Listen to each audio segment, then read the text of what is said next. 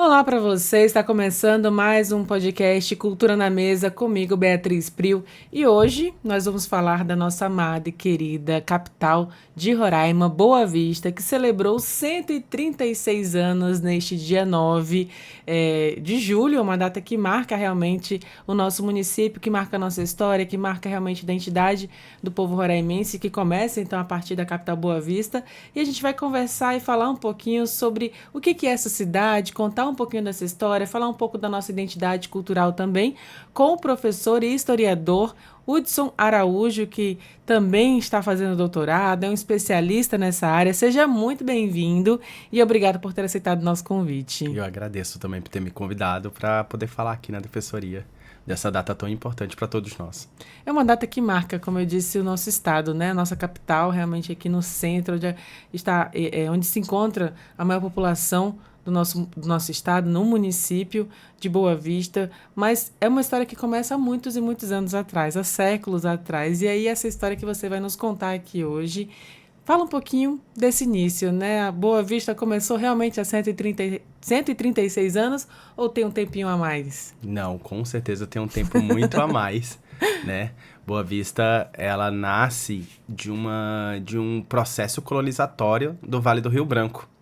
Na verdade, eu acho que o ponto inicial de Boa Vista tem até um ano, 1725, que é quando é criada a Capela de Nossa Senhora do Carmo, pelos carmelitas. A colonização da Amazônia, ela sempre seguiu por dois eixos. Ou ia para missões religiosas, ou ia para fortes. E a nossa primeira forma de colonização foi as missões, né? Vieram para cá o Francisco Ferreira, que era como se fosse um bandeirante. Ele veio para escravizar indígenas e pegar drogas do sertão na região. E depois, junto com ele, também veio Jerônimo Coelho, que era um carmelita. Porque naquela época os indígenas, para serem escravizados, eles primeiro tinham que tentar ser colonizados, convertidos, né? Que surge a ideia do entre a cruz e a espada. E aí, ou você se convertia, ou você ia para as chamadas guerras justas. Então, a história de Boa Vista, a história da nossa região, ela nasce, digamos assim, desse conflito entre colonizadores e indígenas. É claro que a história ela é muito anterior a isso. Os indígenas já estavam aqui, já se desenvolviam, mas não dentro de uma lógica de cidade, onde existiam várias etnias diferentes, várias aldeias diferentes. E é bem interessante porque, inclusive, algumas dessas etnias deram nome a bairros, como, por exemplo, temos a etnia paraviana, que é uma etnia que estava na região na época, que hoje é o bairro Paraviana. Então, assim, enfim, a história de Boa Vista ela vai se desenvolvendo dentro dessa relação de conflito. Primeiro nascendo com a Capela de Nossa Senhora do Carmo, que hoje a gente chama de Matriz Nossa Senhora do Carmo, ou seja, só aí a gente já tem mais de 300 anos, né, se a gente for pensar. E aí vai se desenvolvendo essa colonização, até chegar ao ponto de 1750 ter feito o Tratado de Madrid, porque até então os portugueses vieram para cá, mas o território nem era deles, era da Espanha, né? E aí, em 1750 foi feito o Tratado de Madrid, a qual coloca esse território pro lado dos portugueses. E aí, em 1773, mais ou menos, os espanhóis invadem o Rio Branco, só que ali é na base do Arariquera. E em 1775 é feito o Forte São Joaquim, exatamente para impedir essas invasões. Pode parecer distante, porque o Forte São Joaquim está a 32 quilômetros aqui de Boa Vista, mas essas relações, elas mostram a dinâmica da região. Eu sempre falo para meus alunos que a dinâmica do desenvolvimento, do povoamento da nossa região, ela sempre está ligada à ideia de defesa nacional. A nossa própria cidade está dentro de uma lógica de defesa nacional, né? De defesa territorial, de tentar proteger essas fronteiras. E a gente consegue notar e observar isso. O Forte São Joaquim vem, depois vem um Tratado de Santo Ildefonso, que vai manter essas fronteiras. Vem aí as primeiras em 1790, logo depois da Revolta da Praia de Sangue, que foi porque o até então comandante ou governador da capitania de São José da Barra do Rio Negro, a qual a gente pertencia na época, ele ordena que os indígenas que se revoltassem deveriam ser mortos ou tratados com bastante violência. Inclusive era o Lobo da Almada, né, que na época era o comandante. Então o Lobo-da-Mata ordena, se o indígena se revoltar, é para tratar com bastante violência. Só que isso gerou tantas violências, um ciclo de violência constante, que ocorreu a revolta da Praia de Sangue em 1790. E aí, essa revolta da Praia de Sangue fez esvaziar os aldeamentos indígenas que até então tinha aqui. E aí o Lobo-da-Mata, esse mesmo Lobo-da-Mata, sobe o Rio Branco e vê o lavrado, a qual a gente está acostumado a ver aqui, né? Que eu acho que é um dos maiores símbolos de Roraima, é o lavrado. E aí ele decide criar as chamadas fazendas reais, que é São Bento, São José e São Marcos. E aí nasce aí uma das... A gente pode até dizer ainda que tá se despontando o que seria Boa Vista, esse povoamento. No entanto, a gente... Boa Vista mesmo vai se desenvolver, vai começar a gente vai sentir o que é Boa Vista, porque até então é a região, a dinâmica da região está sendo feita através da missão dos carmelitas, através do Forte São Joaquim, da ocupação pela pata do boi, né? E aí, a grande questão vai ser 1830, durante o reinado de Dom Pedro I, o Brasil já era independente e tudo mais, que em 1830, Inácio Lopes Magalhães, ele vai vir pra cá pra comandar o Forte São Joaquim, decide ficar na região, e aí ele vai ganhar terras, ele vai ganhar gado, e vai ganhar tudo pra ele se desenvolver aqui. E aí, então, ele fica ao lado da capela de Nossa Senhora do Carmo, onde hoje é o restaurante Meu Cantinho, foi a sede da fazenda dele. E aí ele chamou... o princípio mesmo. Digamos que é quase um princípio, porque aí a fazenda, ele intitula o nome de Fazenda Boa Vista. É claro que eu já vi vários autores falando bem assim, que na verdade era o aldeamento que ficava na região, apesar que oficialmente o nome do aldeamento era Nossa Senhora da Conceição. Depois passou a se chamar Aldeamento Boa Vista, e ele, quando ele chega aqui, ele vai criar a Fazenda Boa Vista. E aí existem várias ideias que ele olhou ali na frente, falou, essa é uma Boa Vista, né? Porque dá pra ver o Vale do Rio Branco, coisa mais linda lá. Então, nasce aí, de certo modo, esse desenvolvimento em 1830. Em 1835, ocorre a cabanagem, que diminui a população do norte pela metade. O governo manda matar muita gente na cabanagem, e o povo só estava exigindo melhoria de vida, né? E em 1850, 1850, a gente passa a pertencer à província do Amazonas, a gente deixa de ser província do Grão-Pará. Em 1852, os ingleses invadem aqui a nossa região. Eles chegam a ficar marcos divisórios até no Rio Surumu, super perto aqui de Boa Vista. Então os ingleses estavam tentando pegar um território aí maceta do que hoje é Roraima. E aí o Bento Brasil, que era comandante do Forte São Joaquim, vai lá e expulsa os ingleses, tira os marcos divisórios e consegue expulsar os ingleses e manter essa fronteira. Por causa dessa preocupação, o governador da província do Amazonas olha para a nossa região e fala, o que eu posso fazer lá? Porque até então, a ideia de desenvolvimento era tentar impulsionar o capital privado. E aí o governador da província do Amazonas fala, bora criar a freguesia de Nossa Senhora do Carmo. Em 1858, essa pequena fazenda é transformada em freguesia de Nossa Senhora do Carmo. Que aí é quase que como se fosse assim, olha, estamos tentando criar uma cidade. Entende? E a freguesia de Nossa Senhora do Carmo tem esse nome porque a ideia era um centro comercial da nossa região. Então aqui, ao redor da capela, ao redor dessa igreja, ao redor da capela, essa capela é transformada em paróquia. E a fazenda, até então esse núcleo de fazenda, essa sede da fazenda é transformada em freguesia, porque está rolando comércio aqui, né? Mas é claro que isso também faz parte da segurança nacional, da segurança da fronteira, porque a paróquia batiza pessoas. Na época não tinha certidão de nascimento, então era certidão de batismo. A certidão de batismo dizia que você era brasileiro. Então tudo isso fazia parte de uma lógica de tentar colocar brasileiros aqui, inclusive indígena. Indígena nasceu, leva para a paróquia, ele é batizado e lá vai estar escrito, ele é brasileiro. Então isso faz parte de um processo de ocupação territorial.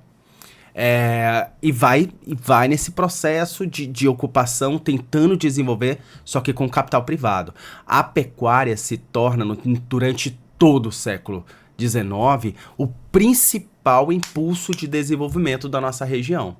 Né? Não é à toa que até hoje as fazendas são super importantes. Dessas fazendas do Lobo que o Lobo-da-Mata fundou, só existe hoje a Fazenda São Marcos, que hoje é um território indígena, porque quem trabalhava nessas fazendas de gado era todos indígenas. Né? Hoje só tem essa, mas a Fazenda Boa Vista ela vai se desenvolvendo, vai chegando novos fazendeiros aqui, tudo ganhando terra, tudo ganhando gado do governo, porque era o meio que o governo tentava se desenvolver. O próprio Bento Brasil, que eu falei que expulsou os ingleses, ele ganhou terras aqui. É uma família super famosa, até hoje, por muitas fazendas. No entanto, é proclamada a República em 1889, né? E aí a gente sai de uma monarquia para uma república e a gente precisa estabelecer ainda mais o nosso governo, digamos assim. 8 meses depois, preocupado com a questão de fronteira, o governador do Amazonas, 8 meses depois de proclamar a república, né? O governador do Amazonas decide criar uma cidade aqui na nossa região. E o único povoamento que poderia ser uma cidade era a freguesia de Nossa Senhora do Carmo. Então ele cria a Vila Boa Vista no dia 9/7 de 1890. Por isso que a gente tem uma avenida Villeroy, né? Inclusive a própria defensoria está nessa avenida, Villeroy. E aí ele funda a Vila Boa Vista. O próprio documento ele fala, eu quero impulsionar a pecuária. Naquela época, o Amazonas estava passando pelo que a gente chama de ciclo da borracha.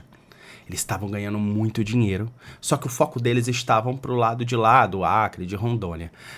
Eu brinco nas minhas aulas que o Roraima era como se fosse um quintal, porque a gente estava de costa para esse desenvolvimento. A gente não tinha borracha, não tinha absolutamente nada de interessante. Né? O bioma Sim, floresta era completamente diferente, mano.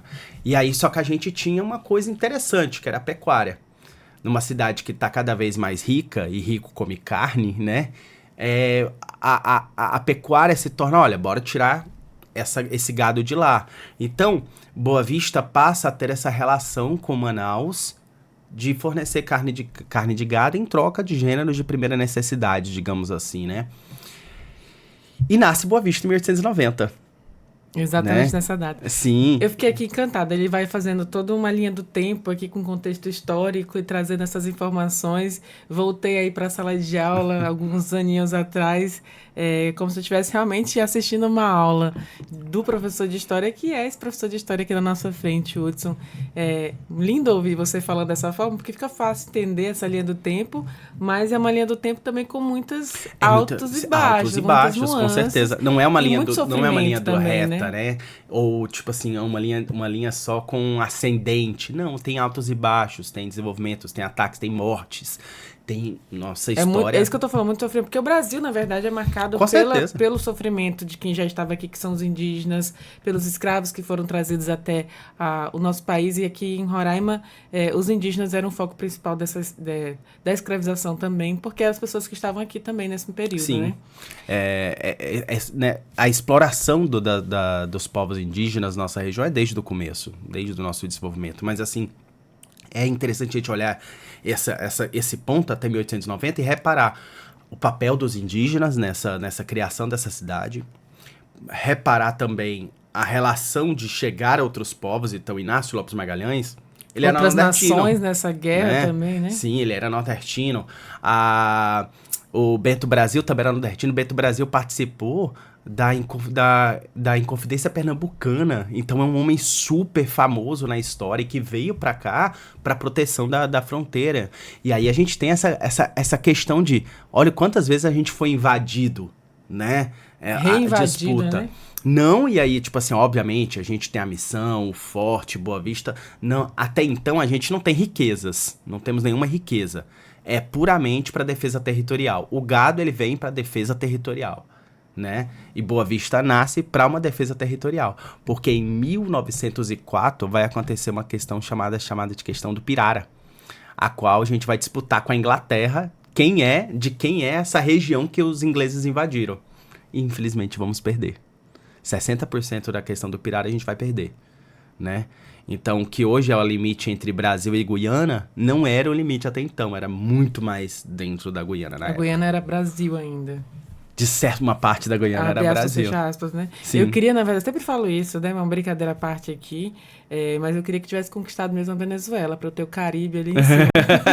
Não deu, né? Os portugueses não chegaram Sim. até ali em cima, mas é realmente muito bonito. E, falando de toda a nossa história, né? Isso também, na verdade, forma a identidade do povo que nós temos hoje. Com certeza. Constrói realmente o nosso povo. E aí para você, eu pergunto, né, de que forma que toda essa história, essa linha do tempo que você nos trouxe, ela nos traz a identidade do povo de Roraima, a identidade desse povo amazônico que vive no Lavrado. Olha, eu vejo a história de Roraima, a história de Boa Vista, né? Boa Vista, né? A gente tá falando da A cidade, gente tá só falando que de Boa acaba Vista. que envolve porque todo o Boa Vista, território. 66% de Roraima tá em Boa Vista. Como é que não... É muito difícil dissociar, né? Sim. Mas a história de Boa Vista, ela tá marcada por essa migração. A gente muitas vezes, a gente fica assim, ai, tá acontecendo muita migração pra Boa Vista nesse momento por causa dos venezuelanos. Mas isso sempre aconteceu. Inclusive, isso sempre foi intencional. Somos uma região de fronteira, gente. A gente precisa povoar isso, né? Então, assim, quando ocorre, por exemplo, a Segunda Guerra Mundial, pipoca a Segunda Guerra Mundial lá na Europa, a gente vai falar bem assim, o que isso tem a ver com Roraima? Tem tudo a ver com Roraima. Porque, na época, o ditador do Brasil era o Getúlio Vargas, e aí ele vai declarar guerra contra a Alemanha e vai falar, beleza, agora a gente vai ter que cuidar do Brasil. E aí, percebes uma coisa que até hoje, né, maior parte da população está no litoral, e menos pessoas está aqui, então bora tentar povoar isso aí. E aí, ele cria vários territórios federais, certo? Tem Guaporé, que hoje é Rondônia, Acre, Amapá, e ele cria o território federal do Rio Branco. E aí, imagine, por que Boa Vista foi escolhida para ser capital do território federal do Rio Branco? Que foi na beira do rio? Ou não? Porque era a única cidade. Aqui. Era a única cidade. Ah, tá, sim. Era a única sim. cidade. Até eu brigo. Não tinha outra opção. Gente, Boa Vista era uma metrópole de 1.800 habitantes. Para você ter noção, a gente tinha uma população maior do que um território só, que era o território federal de Fernando de Noronha, que é uma ilha. Era muito pequeno. Muito pequena a nossa região e totalmente dependente da pecuária. E aí Getúlio Vargas, quando cria o território federal do Rio Branco e vem trazer Boa Vista como centro, aí toda a dinâmica de Boa Vista muda. Porque até então se esperava do capital privado para o desenvolvimento. Você lembra que eu falei? Sim. Agora não, agora é o governo investindo. E se a gente for reparar isso até hoje. Até hoje o governo impulsiona isso. O desenvolvimento de Boa Vista, o desenvolvimento de Roraima é dependente do capital que vem de fora, da União, que a gente chama, né? Até hoje por causa dessa dependência do território federal do Rio Branco. É uma consequência histórica Sim, mesmo. Sim, porque até então, o que a gente conhece como cidade, gente, ela é totalmente desenvolvida pelo capital governamental. Então, por exemplo, a cidade belíssima em Leque, né? Que muita gente fala bem assim, que é inspiração de Paris. Só que em nenhum momento o Derenison escreveu isso. O Derenison escreveu que era uma cidade-jardim muito famosa na época. Belo Horizonte, a própria nasce, de certo modo, com... como é que se fala? Com Paris, mas a cidade-jardim, ela a própria Goiânia foi desenvolvida também como cidade-jardim também. É um conceito urbanístico, a cidade-jardim. E aí nasce essa cidade em forma de leque. Mas tem um outro ponto super importante para a gente observar. Essa cidade em forma de leque também representava a ideia de governo da época, que era um governo ditatorial de Getúlio Vargas, onde tudo era centralizado na figura do presidente. E aí, como é que essa cidade surge?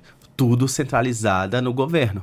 Todas as avenidas levam ao governo, e por isso que a gente tem essa consciência que desenvolvimento ela tem que vir de lá. Tudo vai para lá e para qualquer lugar que você vai, você tem que sair de lá também.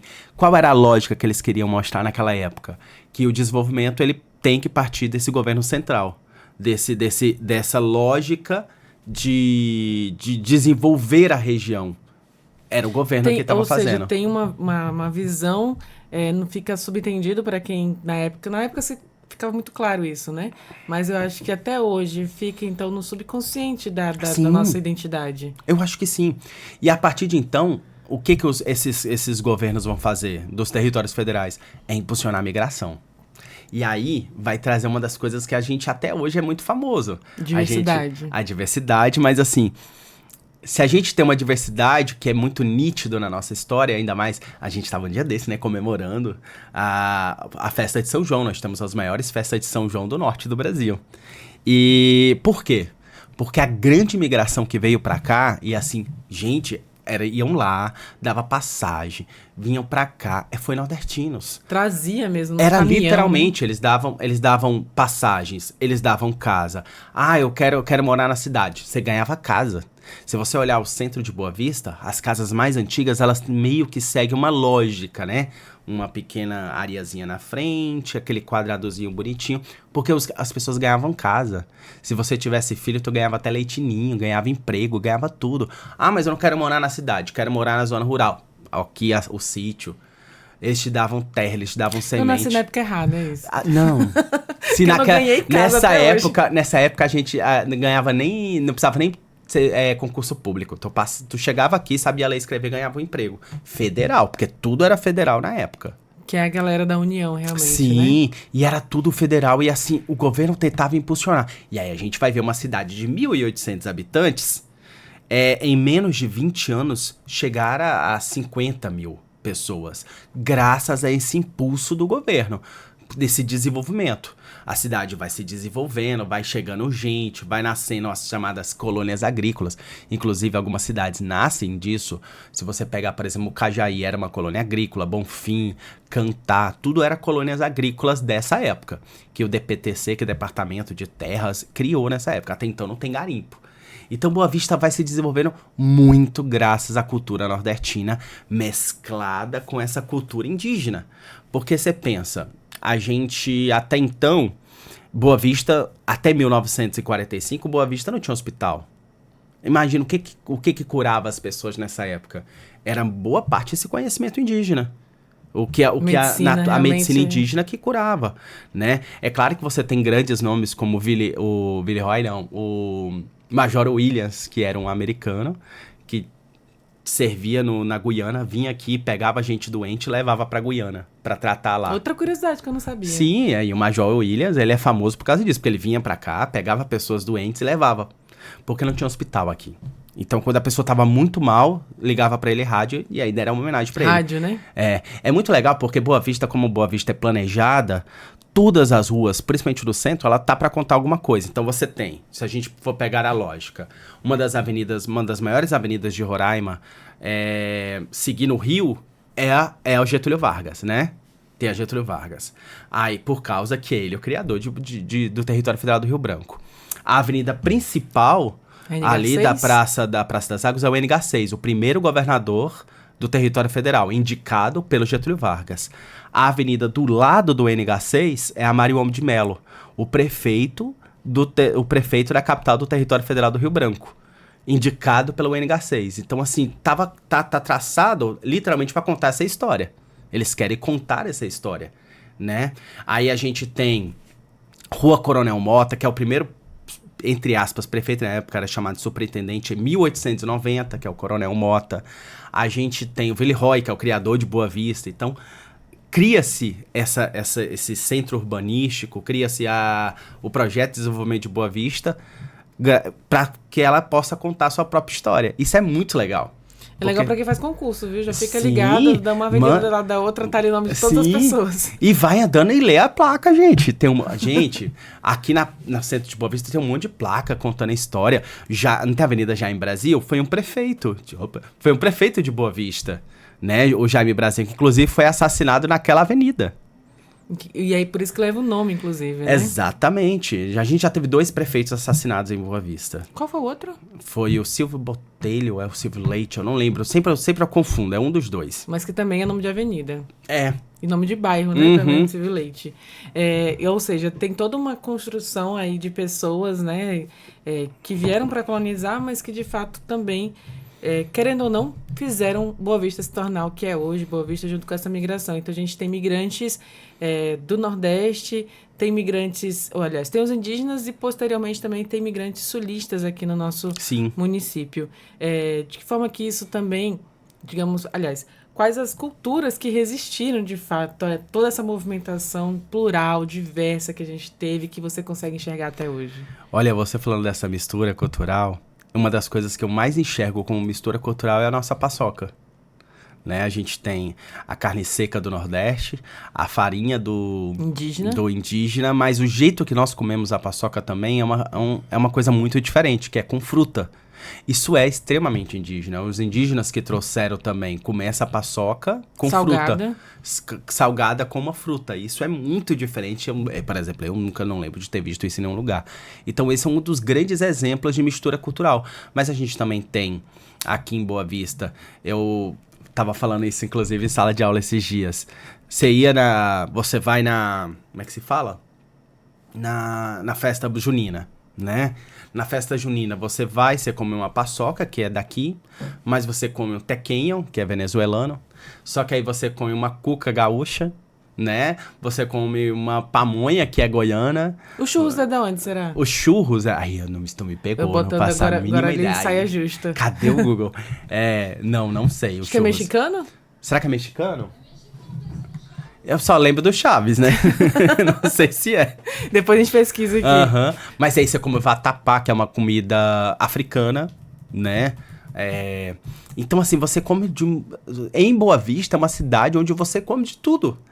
De várias partes do mundo diferente, tá tudo aqui. E isso é literalmente uma das maiores riquezas. É uma coisa que a gente tem que ter como riqueza, a nossa diversidade cultural. E nós somos uma cidade construída por várias pessoas. Por venezuelanos, por haitianos, por cubanos, por nordestinos, por sulistas, por amazônidas. A gente tem Boi Bumbá aqui também, né? Tava tendo um festival recentemente. Sim. Caprichoso ganhou, viu? Que triste. Inclusive, eu tô muito triste, me deu gatilho, não fala isso. Ai, eu tô de azul, viu? Pois é, mas o importante é ter saúde. Então, assim... mas aí, você, por exemplo, a festa junina lá no Parque Anauá, teve o Boi Bumbá lá, um grupo de Boi Bumbá, e também teve grupos folclóricos daqui, que foi o da Onça, né? E que foi simplesmente fantástico. Então, olha a nossa diversidade cultural. É muito rico, né? É muito rico. E, gente, cidade. se a gente for olhar, Roraima é o menor estado do Brasil, com um pouco mais de 650 mil habitantes. Nós não somos a menor capital do Brasil, né? A menor capital é Palmas. Mas a gente tem essa impressão que somos a menor capital. Mas olha que riqueza cultural que a gente tem, né? Por quê? Porque somos uma região de fronteira. Então, obviamente, essa região de fronteira vai beber de várias fontes. Vai beber de vários locais. Talvez a nossa grande dificuldade seja assimilar a cultura guianense. Porque é uma língua, não é latina, e também é uma cultura muito diferente da nossa pelo fato da mistura com os indianos, né? Talvez é uma das, entre aspas, resistências, apesar que a gente tem restaurante guianense aqui. Conhece qualquer? Não, mas qual é o restaurante guianense? Tem um restaurante guianense lá do lado, pode falar? Lá do lado do DB. Gente, é muito bom a comida, eu gosto. Vou lá experimentar, viu? Lá do lado do DB, assim, do lado de cá do DB, acho que eu fui lá, tem não. um restaurante guianense. Interessante saber disso, porque eu não conheço esse restaurante ainda. Mas o que eu quero dizer é que a gente tem né, a minha visão, a língua separa muito, né? A língua separa muito. Com certeza. As pessoas, assim, o espanhol a gente ainda consegue compreender, consegue ali bater cabeça e entender. Mas não é nem só a questão da língua, da né? língua, também a questão cultural, né? Por exemplo, a gente com os venezuelanos, a gente tem uma relação cultural. As mesmas missões católicas que teve lá. A Espanha e Portugal vivia brigando entre eles e obviamente, essa mistura cultural acontecia o tempo todo.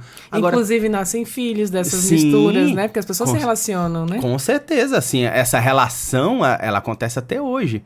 E é muito interessante. Agora, qual a nossa relação cultural, linguística com a Guiana? Isso já torna uma coisa um pouco mais difícil. Apesar que tem, obviamente. Um dia desse, a gente estava lá na escola que eu trabalho, que é o Lobo da Almada, a gente estava tendo a Feira das Nações. E a minha sala ficou com a Guiana. E de repente, vários alunos falando, não, meu pai é guianense. E eu falei, gente, eu não tinha noção de quantas pessoas de origem guianense tinha aqui numa sala de 30 alunos. Agora, imagina numa cidade como Boa Vista. Do lado, né? A gente tá do lado Não aqui. tem como, a gente não... fronteira é uma linha imaginária criada pelos seres humanos. Seres humanos, essencialmente, eles migram. Essencialmente, eles se relacionam. Então, a nossa cidade, Boa Vista, ela nasce dessa relação cultural. E agora, falando sobre ainda essa cultura, existem símbolos ou talvez na própria arquitetura ou na própria cultura que você já percebeu que tem desaparecido conforme as suas pesquisas, estudos, que não existe mais hoje, por curiosidade, assim, para contar pra gente? Olha, infelizmente, a questão de preservação patrimonial em nossa cidade ela é muito difícil. Principalmente da questão do que a gente tem do começo, né, digamos assim, principalmente do território federal do Rio Branco. Muitas das coisas elas foram se desfeitas, elas foram completamente Não desfeitas. houve manutenção e Não acabou houve manutenção. deterioração e exatamente, derrubada, né? Foram derrubados muitas casas aqui no centro de Boa Vista, que são casas históricas, extremamente importantes, foram derrubadas, foram jogadas fora. Então a gente tem muitas dessas coisas. Por outro lado, a gente também tem algumas coisas muito bem preservadas, como por exemplo a própria matriz Nossa Senhora do Carmo. Ela é preciso de maior cuidado. Eu fui recentemente lá, temos paredes desgastadas e a comunidade faz de tudo para preservar. A comunidade na matriz Nossa Senhora do Carmo realmente faz de tudo para preservar. Só que só a comunidade não consegue, precisa do apoio público, porque é uma coisa que exige manutenção profissional e muitas vezes não se tem. Então, existem medidas paliativas de leigos no assunto, e aí, com isso, vai perdendo a nossa história, né? Que é importante citar isso bem daí. Agora, para o professor de história, que eu acho que vai saber me responder isso perfeitamente, a partir do momento que destrói um patrimônio histórico, como você está falando agora, e muitas casas também já se foram, de que forma que isso impacta também na nossa sensação de pertencimento, na identidade de um povo, não preservar a sua própria arquitetura, o seu próprio patrimônio, o que isso interfere na nossa percepção enquanto boavistense, enquanto roraimense, enquanto cidadão desse território. Sabe qual a gente chama isso de historicídio? Que é matar a história, né? Sabe qual, ao meu ver, como historiador roraimense, sabe qual foi o maior historicídio? Foi a destruição do Museu Integrado de Roraima. Ele já estava abandonado há muitos anos. O governo foi lá, derrubou, e até hoje a gente não tem um museu. Se a gente não tem um museu, para onde eu levo meus alunos para conhecer a nossa história? A gente também não tem uma produção de livros didáticos de história de Roraima para ser distribuídos. Para quem faz concurso, se você faz concurso, você vai saber o quanto é difícil encontrar a história de Roraima na internet. É claro que a gente tem a Universidade Federal, a Universidade Estadual, produz o tempo todo, mas é uma linguagem academicista, muitas vezes focada. Distante, né? Às vezes uma linguagem muito difícil do grande público. Cadê? Se você pegar na época de 2001, 2002, até eu digo, até assim, longe de me puxar saco, até na época do Otomar, o famoso Otomar, a gente tem material didático de história de Roraima. Eu mesmo tenho um PDF de um livro super antigo de história de Roraima. Completamente defasado? Completamente defasado. Uma linguagem que coloca o colonizador como grande e maravilhoso e o indígena como bárbaro? Infelizmente, sim. Eu acho isso até interessante, mas continua, pode continuar. Mas a gente precisa, a partir do momento que a gente para de ver isso, para de valorizar isso, a gente para de valorizar a nossa cultura, certo? A gente passa a votar mal, né? A gente passa a obedecer sem questionamentos. A gente passa a agir com preconceito contra as pessoas. Qual a lógica de preconceito contra indígenas? Ainda mais em uma capital com 17% de indígenas. Em um estado com mais de 16% de autodeclarantes indígenas. Qual a lógica? Sendo que nós somos atravessados pela essa cultura indígena absolutamente todos os dias. Em todos os momentos. Em todos os momentos. Qual a lógica de ter preconceito com venezuelanos? Então, assim, não existe, não tem lógica. Qual a lógica de ter preconceito contra o nordestino, coisa que eu já vi aqui no nosso estado, sendo que foi essencial a cultura nordestina para o nosso próprio desenvolvimento. Então, assim, a gente tem que se fazer esse questionamento. Mas como que eu faço esse questionamento, sendo que eu não vejo isso no ensino fundamental, eu não vejo isso no ensino médio, eu não vejo isso tratado no âmbito da nossa cidade. Não consigo ver nem na arquitetura, Não nem consegue ver na imagem. arquitetura. A gente fala tão grandiosamente da Catedral Nossa Senhora do Carmo, né? Que é realmente uma igreja linda. Mas por que ela é focada, né? Por quê? Porque é uma cultura europeia, vem de fora, olha como ela é bela, porque a gente valoriza o que é de fora, mas o que é nosso? E o que é nosso, que é construído com tudo isso que vem de fora. Então eu acho que, respondendo a tua pergunta, eu acho que uma das maiores tristezas é a destruição do nosso patrimônio. E retirar o direito do nosso povo de reconhecer, compreender e criticar a nossa própria história. Eu tenho uma frase muito conhecida que eu não vou lembrar agora perfeitamente, mas fala de que um povo que não conhece a sua história não consegue realmente avançar, assim, não Sim, consegue identificar-se como um povo mesmo.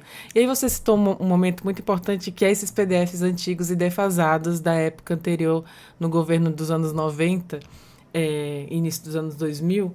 E aí eu me recordo, né?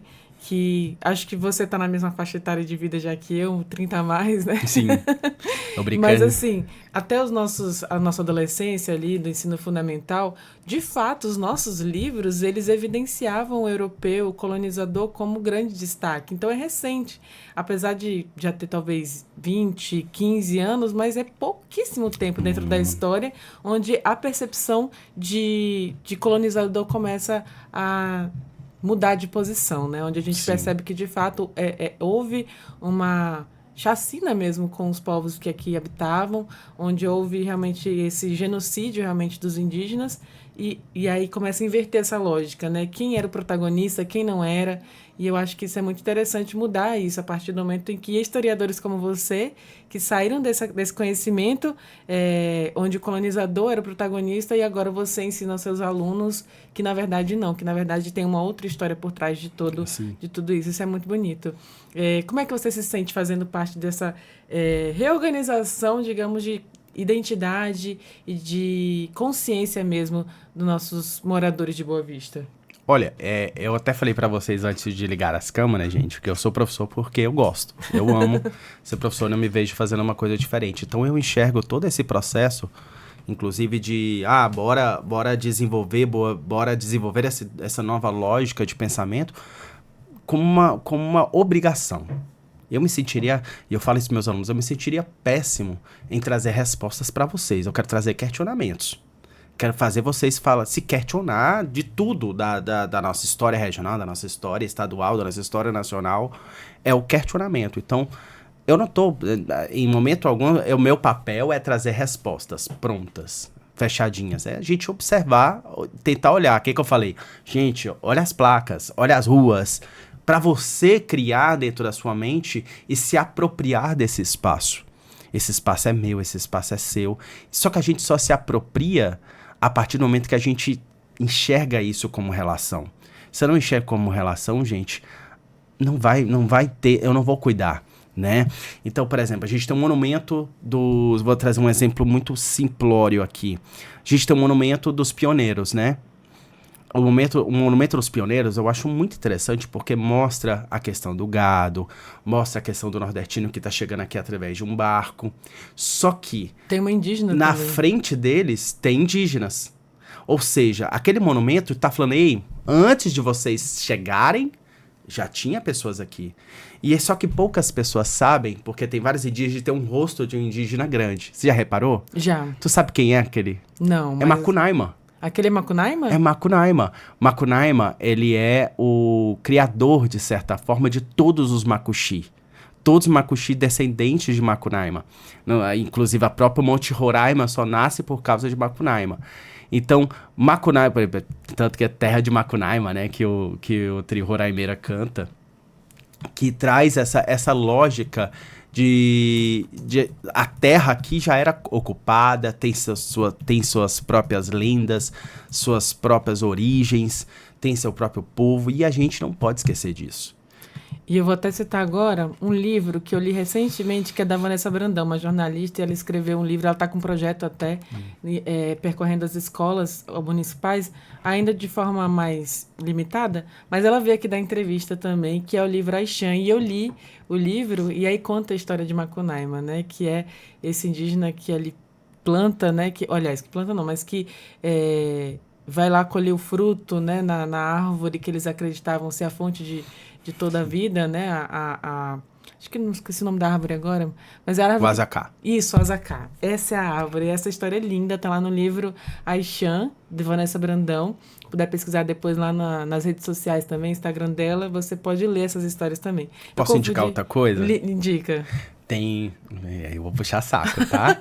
Tem uma toada do Garantido, muito linda, chamada Macunaíma, a Árvore da Vida. Que é a Zacá. É, o Azacá. Gente, a toada é linda e conta a história de Roraima, conta essa lenda de forma muito bonita. Muito bonita. Vale a pena de escutar também. E aí, voltando, eu até mudei de assunto aqui, mas voltando lá, então, nesse Monumento aos Pioneiros, esse indígena é o Macunaíma. É Macunaíma. E aí tem outra curiosidade também, que eu já vi, como se fosse uma maquete, mas que está dentro da casa do artista, lá em Tepequém, esse monumento em miniatura ali. Sim, porque o artista é de Como é o nome dele? Ai, eu esqueci o nome dele, mas gente, tem registrado. Eu sou historiador, mas eu sou tão péssimo em nome. Nossa É você senhora. e eu. Eu sou muito ruim em nome. Eu leio as coisas e internalizo o conhecimento. Eu sou muito bom em narrativa, sabe? Exato. Você notou, né? Eu vou falando como se eu tivesse... Eu tenho uns alunos que falam que é como se você estivesse vivendo. Eu vou falando, só que não me peça nome de gente. Eu internalizo o conhecimento, mas para lembrar quem foi que me contou já é outra história, né? Nossa senhora. E falando sobre você viver a história, era isso que eu até ia perguntar. Se você pudesse voltar no momento da construção dessa linha do tempo de toda a nossa história de Boa Vista até o estado de Roraima, que momento você gostaria de voltar e assistir com seus próprios olhos? Nossa, pergunta difícil. Muitos momentos, né? São, assim, muitos momentos e, assim, eu gostaria de enxergar, inclusive, essas dificuldades, né? Por exemplo, da própria criação do território federal. Eu acho que adoraria ver a chegada do N. Garcês aqui. Em 1945, em julho de 1945, ele chegou aqui, né? Aí montaram lá na Jaime Brasil um negócio de flores, né? Flores regionais, porque não tinham outras flores, né? Não tinha rosas aqui. Sim, aí ele montaram e aí ele falou uma frase muito interessante. Ele falou que ele enxergava mais dificuldades que benesses vindo pra cá. Mas acreditava no sentimento de brasilidade do povo roraimense, do povo daqui, né? Que não existia Roraima na época, desse sentimento de brasilidade. É muito interessante porque em 1996, quando é criado o hino fala novamente desse sentimento de brasilidade que nós temos, porque muitas vezes a gente não se sente muito brasileiro por estar muito distante de tudo. Só que nós somos brasileiros, nós fazemos parte desse grandioso país, né? E isso é muito interessante, a gente precisa nos lembrar disso o tempo todo. Quando foi criado o hino? 96. 96, Sim. É muito recente também, né? Muito recente, em 1988 nasce o estado de Roraima, né? O estado de Roraima, ele nasce... por isso que muitas vezes as pessoas... Meu Deus, mas Roraima é mais novo que Boa Vista? Muito mais novo, gente. Muito mais novo. Roraima nasce em 88, o estado de Roraima até então era território federal de Roraima. No dia 5 de outubro, a gente tem um bairro 13 de setembro, né? Nós também temos um bairro 5 de outubro, que é o dia do nascimento do estado de Roraima, graças à Constituição Federal. Essa mesma Constituição Federal é a mesma Constituição que cria os territórios indígenas. Eu esqueci de falar também que o grande boom de crescimento populacional de Roraima foi na época do garimpo, né? Os anos 80 sim, ali. 70, Não. 80. Na verdade, acho que até antes, né? Em Tepequém tem data lá até de 50. Sim, olha, mas aqui assim, em Boa Vista... o grande boom acharam grandes jazidas de ouro em Roraima nos anos 60. Tanto que em 69, eles derrubam um monumento que ficava ali na frente do palácio. Na época era chamado de Palácio das Fronteiras, se eu não me engano. Eles derrubam ali o monumento em 69... E aí vai criar o Monumento do Garimpeiro, com uma propaganda, tipo, vem pra cá, gente, que vocês serão bem recebidos. Nos anos 70 e 80 temos o grande boom do garimpo. Então, Boa Vista sai de uma cidade de 80 mil habitantes para uma cidade de mais de 400 mil habitantes, né? Então, assim, é um crescimento muito grande. E muito rápido. Muito rápido e desorganizado, que é uma das grandes dificuldades que a gente enfrenta na nossa cidade até hoje. Né? É um crescimento desorganizado. E, infelizmente, o garimpo, ele trouxe esse crescimento populacional. Mas esse crescimento populacional não foi acompanhado de um desenvolvimento social. Não trouxe universidades, não trouxe grandes indústrias, não trouxe grandes questões econômicas, não trouxe hospitais, não trouxe absolutamente nada. A cidade cresceu com pessoas, mas essas pessoas não tiveram um apoio, nem de bairros planejados, com saneamento básico, com água, né? A gente até hoje é uma cidade que é rodeada de rio, que tem bairros que fica sem água. Então, assim, isso é assustador, né? Por quê? Porque esses bairros foram criados de uma hora para outra e sem desenvolvimento social. Então, Hudson, mas rodou muito dinheiro. De fato, gente, rodou muito dinheiro, mas esse dinheiro não ficava aqui. Não ficava com o povo, né? Não ficava com o povo. Acho que isso, bairros mais distantes você está falando, mas até mesmo ali, o bairro Pricumã, é um bairro mais, digamos, central aqui, mas ele cresceu totalmente desorganizado, tanto é que as ruas são umas vielas, umas travessas muito estreitas, só dá para passar um carro de cada vez. Então ali mostra realmente que também foi um bairro assim que foi construído e crescido sem planejamento também, Sim, né? o planejamento, sabe até onde o planejamento de Boa Vista vai? Até a Avenida Venezuela. E acabou ali, né? Sim, né? Até a Avenida Venezuela. Assim, para você pegar... em 1890 é criado Boa Vista. O cemitério de Boa Vista ficava lá onde é... o primeiro cemitério ficava... Como é que é o nome? Não tem Atacadão dos Tecidos ali do lado da... Acho que é Defensoria Pública. Isso. Era lá o primeiro cemitério. Sério? Sim. Que horror. O segundo cemitério... Eu tenho certo, assim, uma dificuldade ainda com lidar com os cemitérios, mas tudo lá bem. Era o cemitério. Lá onde... Inclusive, foi muito estranho. Aí é uma fofoca. Gente, historiador gosta de fofoca. Eu fui lá comprar uns tecidos. Eu fui comprar uns tecidos no Atacadão dos Tecidos. Eu falei pra menina... Ei, tu sabia que aqui foi um cemitério? Aí ela... Mentira, sério? Eu falei, sério? Aí ela gritou pra outra, eu falei que aqui era mal assombrado. Até eu nem esqueço disso. O segundo cemitério é onde hoje é a catedral a Catedral do Cristo Redentor. Era o segundo cemitério de Boa Vista. Inclusive tem fotos lá, da época que lá era um cemitério, nos anos 70. Nossa, isso eu não sabia, gente, curiosidade boa. Nos anos 70 foi criada a capela, foi criada a ideia da catedral, então eles tiveram que retirar os corpos, aí nasce o cemitério do São Vicente. Só que pra você ter noção, esse cemitério era extremamente distante. Naquela época, era muito distante. Hoje, o cemitério de São Vicente tá no meio da cidade. Isso é muito interessante a gente notar. Quando Boa Vista foi feita, o aeroporto ficava distante. Né? Hoje, tá no meio da cidade. Então, só pra gente ter noção que a gente não tá falando... Boa Vista tem mais de 100 anos. Mas o planejamento urbanístico de Boa Vista não tem 100 anos ainda, né? Que é a partir de 45 que o planejamento começa a ser feito. Mas a gente já tem uma cidade que cresceu muito rápido e muito desorganizado. E com pouco desenvolvimento social, que é o ponto central, porque a cidade tem que crescer? Tem, mas que seja acompanhada de desenvolvimento social. Escolas, saneamento básico, água, saúde. O hospital que você falou que tinha que ir para Guiana, agora a gente continua tendo ainda apenas um hospital de grande porte com UTI aqui na nossa cidade, né? Se você pegar cidades menores, capitais menores do que Boa Vista, tem 2, 3 hospitais. A gente tem um hospital, inclusive os próprios hospitais particulares não tem, manda pessoas para o HGR. Para UTI. Né? Exatamente. Banco de sangue, que é o único que abastece também todo o estado. Quando você vai, por exemplo, para o HGR, eu estava com meu pai recentemente no HGR, foi muito interessante. Eu estava vendo indígenas falando inglês, eu estava escutando pessoas falando espanhol, pessoas falando em português. E é um hospital que não atende só um país. Ele atende mais outros 2 países, né? Porque o pessoal da Venezuela vem para cá, o pessoal da Guiana vem para cá. Então precisa de maior desenvolvimento. Esses são os pontos que ainda são os fatores que ainda precisam de melhorias. Sim. Que são consequências também dessa construção histórica que a gente está comentando aqui, né? Com a mais absoluta certeza, tudo está interligado, né? Nada é isolado. No jornalismo a gente tem essa compreensão, e na história da mesma forma. Não existe nada isolado, não existe nada por acaso. E agora, falando de um outro ponto, que é o que você falou do hino, aí eu já ia puxar outro assunto, só que a gente caminhou para outro caminho também. Porque o hino, na verdade, é um texto ali, né? A letra é de Eliaquim Rufino. O nosso hino, em Roraima nasce o novo clarão. E acho interessante... Vou ler aqui o refrão, né? O do Eliaquim Rufino é um hino cultural. Que é o de Boa Vista.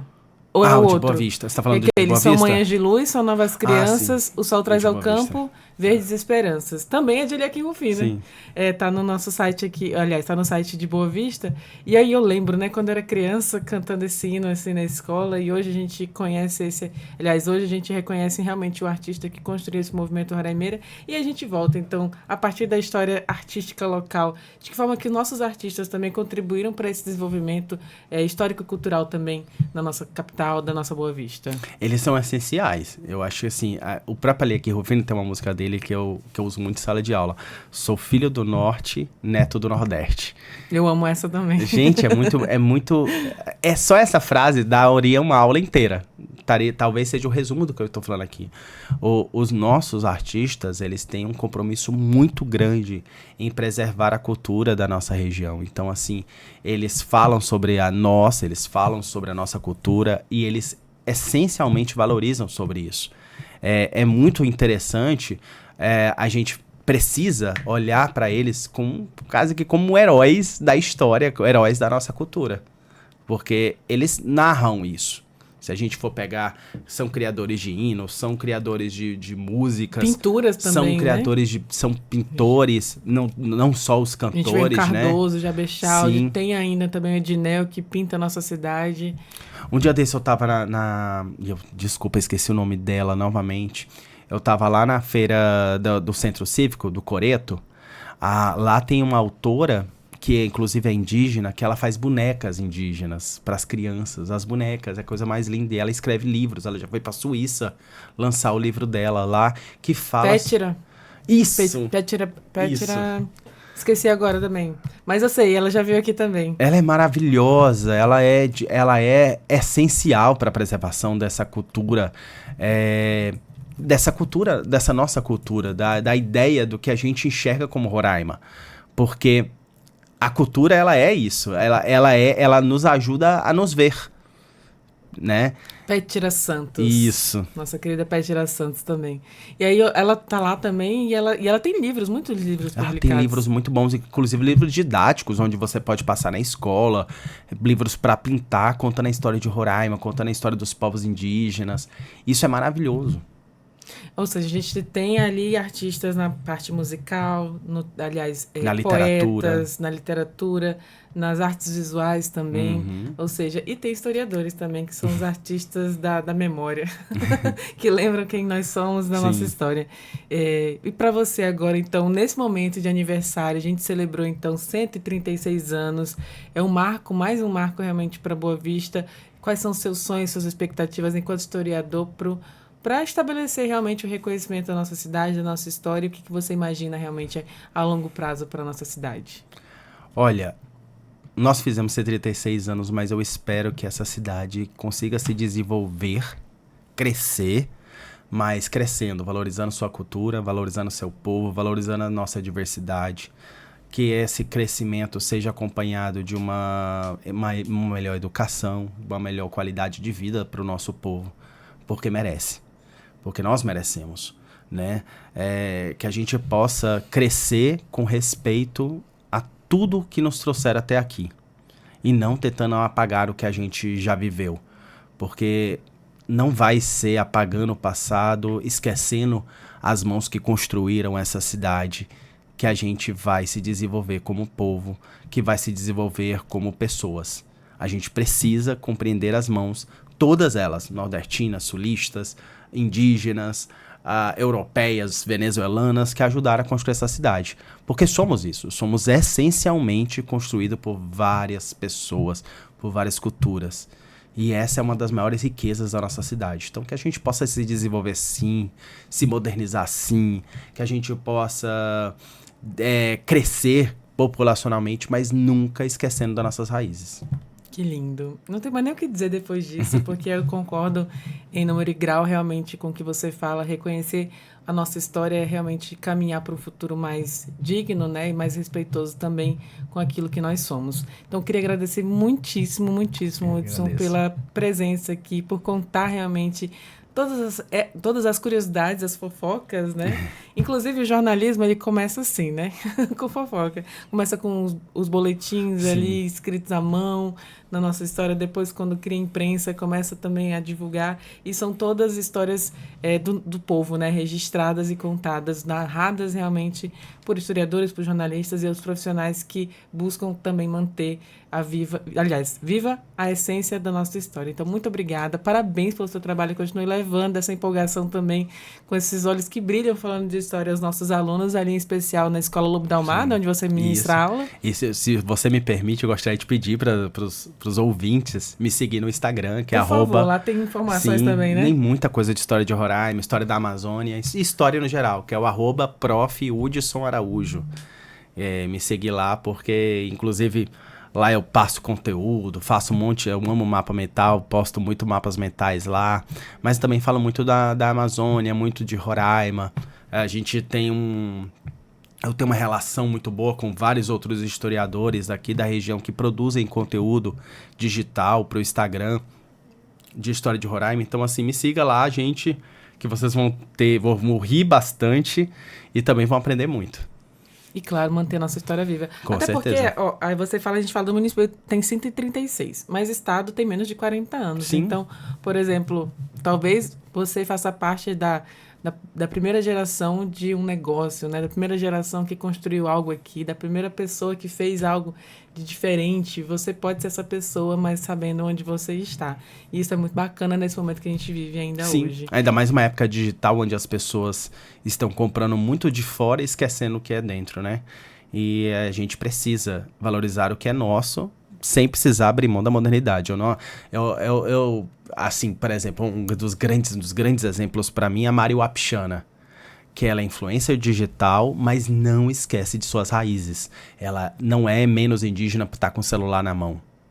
Até porque lá no celular ela mostra como é que ela come uma piaba. Muito pelo contrário, ela é mais indígena ainda, porque aí ela tem uma responsabilidade de falar quem ela é de verdade. Adoro Mari, um beijo pra Mari também, já esteve aqui com a gente. Te amo. E eu amei essa camisa também, é a camisa de Boa Vista. É da Macuxi Criativa, gente. Criativíssima. Ela é muito, ela traz camisas muito bonitas, muito comida. E outra coisa, é de Roraima também. Macuxi Criativa, é muito bom, as camisas dela são maravilhosas. Acho que vou comprar uma camisa dessa pra comemorar o aniversário da nossa cidade. Sim, tem uma das etnias indígenas que eu vou comprar ainda. Olha aí, um beijo pra você também. Então, assim, muito obrigada de verdade. Assim, adoro falar de cultura e de história da nossa cidade, da nossa identidade. Ver você falando isso com toda essa energia, né? Com esse conhecimento, realmente renova realmente o nosso sentimento de pertencimento. Então, muito obrigada, parabéns pelo seu trabalho e muito sucesso. Eu que agradeço. Então, depois de ouvir, né, esse professor, essa aula maravilhosa aqui sobre Boa Vista, celebrando, então, esses 136 anos da nossa capital, a gente encerra, então, mais um podcast Cultura na Mesa, com toda essa cultura da nossa história aqui, nesse local. Agradeço a você e já te convido também a ouvir outros podcasts nos canais oficiais da Defensoria Pública de Roraima, no Deezer, no Spotify, no YouTube. Qualquer dúvida, é só digitar @defensoriarr e seguir o @Prof. Hudson Araújo. Dica dada. Então, muito obrigada mais uma vez pela sua companhia. Um feliz 136 anos de Boa Vista e até nosso próximo encontro. Tchau, tchau. Tchau.